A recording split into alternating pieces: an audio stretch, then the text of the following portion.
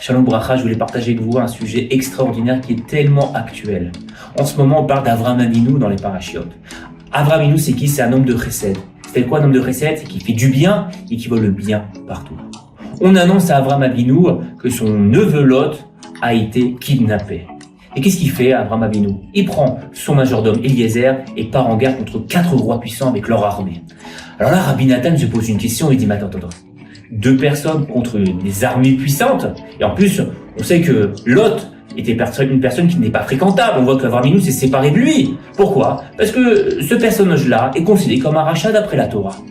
Comment ça se fait qu'Avraham Avinu a réussi à vaincre ces rois et à délivrer Lot? Avant de répondre à cette question, il y a un des élèves qui me demande, je voudrais bien savoir par rapport à la chronologie, à quel moment s'est passée cette guerre-là. Alors, on a un livre avec toutes les chronologies de l'histoire du Ham Israël, on ouvre et on voit que 1948, c'est la naissance d'Avraham Avinu.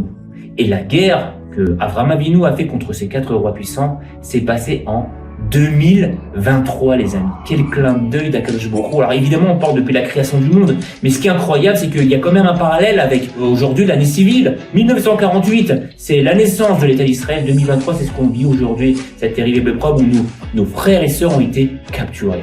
Donc là, on voit vraiment un message d'Akadosh Baruch Hu. Et ce qui nous intéresse maintenant, c'est la réponse de Rabbi Nathan. Comment a fait Avraham Avinu alors pour délivrer Lot?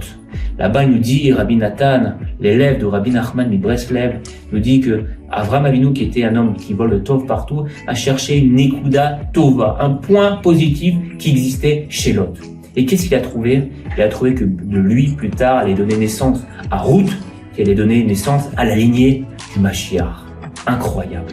Rabbi Nathan nous dit que un petit peu de lumière peut repousser beaucoup d'obscurité. Parce que l'obscurité, c'est le prochain, c'est les forces du mal, c'est les gens qui voulaient du mal à l'autre, qui voulaient le tuer. Mais grâce à cette force-là de trouver des points positifs, on peut repousser énormément d'obscurité. Et les amis, je pense que c'est notre travail aujourd'hui. Aujourd'hui, et on le voit vraiment, c'est extraordinaire. C'est vrai que c'est une période terrible, mais qu'est-ce que je suis fier de faire partie de ce peuple, de ce Ham Israël, de voir autant de chesed, autant de masim tovim, autant d'unité, autant de proximité, de fraternité. Combien de messages je reçois des gens qui s'inquiètent pour nous en Israël? Combien de messages je reçois avec des anecdotes qu'on nous raconte le jour où s'est passé ce terrible massacre, où des gens qui étaient des héros sont partis sauver leur Ham Israël? Combien d'associations je vois qui mettent en place des choses extraordinaires pour aider ceux du Nord, ceux du Sud. Là, j'ai entendu qu'ils étaient prêts à offrir 900 paires de tefillin pour les chayalim, et qui demandent des titiotes, qui demandent qu'on prie pour eux, qu'on étudie pour eux.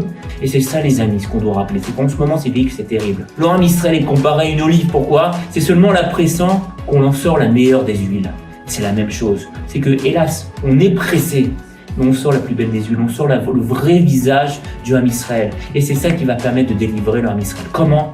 Je pense que vous, comme moi, tous les jours, on prie. On prie pour la délivrance du Ham Israël, pour la Yeshua de Rachamim.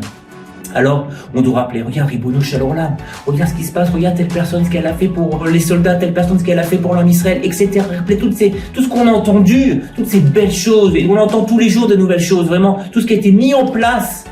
Et ça, les amis, quand on va faire ce travail-là, on va en fait, comme nous dit Rabbi Nathan au nom de son maître Rabbi Nachman, on va en fait lui mettre des petits spots comme ça, on va mettre vraiment le doigt sur ce qui est positif dans l'Am Israël. On va mettre beaucoup de lumière et repousser beaucoup d'obscurité. Mais aussi, on peut chercher des nekuda tovot qui glissent chez nous. Parce que parfois, on se rend pas compte. On pense que c'est normal que je mette les tefillin, que je me fasse une bracha avant de manger, que je fasse la prière. Mais les amis, on se branche à chaque fois avec l'éternité. Moi, je peux comparer ça à une petite braise. Vous voyez, une petite braise, dedans, il y a de la chaleur. Il suffit de souffler dessus pour qu'il y ait une flamme qui sort. C'est pareil.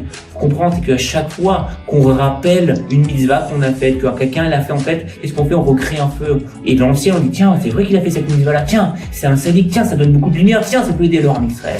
Et c'est comme ça que ça fonctionne, les amis. Donc chacun d'entre nous, on voit le positif qui existe chez les autres et on voit le positif qui existe aussi chez nous, chez nos proches, chez notre famille, chez nos enfants, chez notre femme. Et grâce à ce travail-là, les amis, vous allez voir, on va donner des noirs et Elohim, on va donner de la force à Akadosh Baruch Hu pour complètement supprimer tous nos ennemis et à ramener la Yeshua Barachamim dans le Ham Israël et avec Bezrat Hashem, le Mashiach.